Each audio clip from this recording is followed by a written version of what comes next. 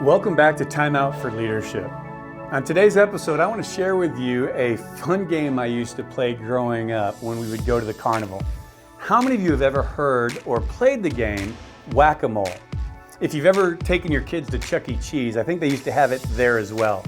I remember going to the carnivals and this game, this Whac-A-Mole game you'd play, they'd give you a mallet.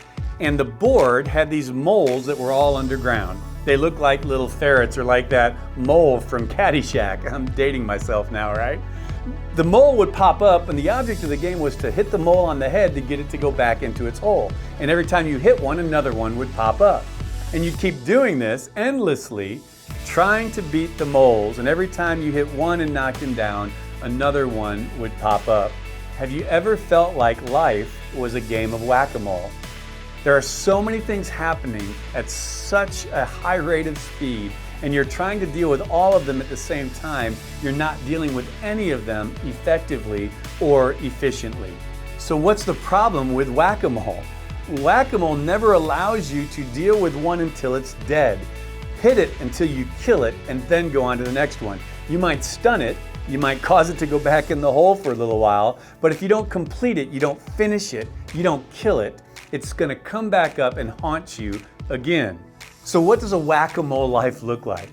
Vision without action is a daydream. Action without vision is a nightmare. And that's a whack-a-mole life. It's when we have a lot of action with little movement and scattered results. A whack-a-mole life is when problems continue to arise faster than we're able to solve or cope with them. And a lot of times they result in these missed goals or objectives. We get discouraged. We have divided teams. We find that we're not able to complete one project because we're always chasing the next one. And that always results in an increase of stress and anxiety. I don't know about you, but I think it's time to kill that mole.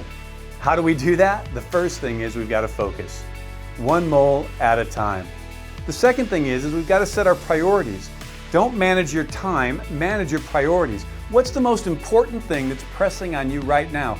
Focus on that. Finish it until it's done and move on to the next.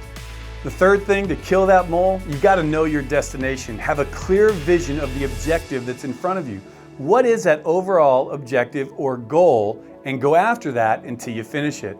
And the last thing I would tell you to do is you need to delegate. Focus on what only you can do and make sure you give the rest away. And a whack-a-mole life, that's a distracted life. A whack-a-mole life is a life filled with anxiety and frustration because we're never able to truly get ahead. I hated that game when I played it because I never could win the game. No matter how hard I tried to crush that mole, another one kept coming up. If you want to defeat the mole, you've got to focus. You've got to manage your priorities. You've got to delegate your responsibilities. Do what only you can do. Give the rest away. I don't know about you, but I think it's time to move from a distracted whack-a-mole life to a focused life filled with accomplishing the objectives that are set before you. And to do that, it takes focus, it takes clarity of vision and destination, it takes the ability to manage our priorities, not our time, and we've got to delegate. We've got to delegate those things that we can share with others while doing only the things that we need to do ourselves. So my friends, thanks so much for continuing to be a part of this transformational leadership community and movement. As always, I'm Rick Torson, and I'm believing your best is yet to come.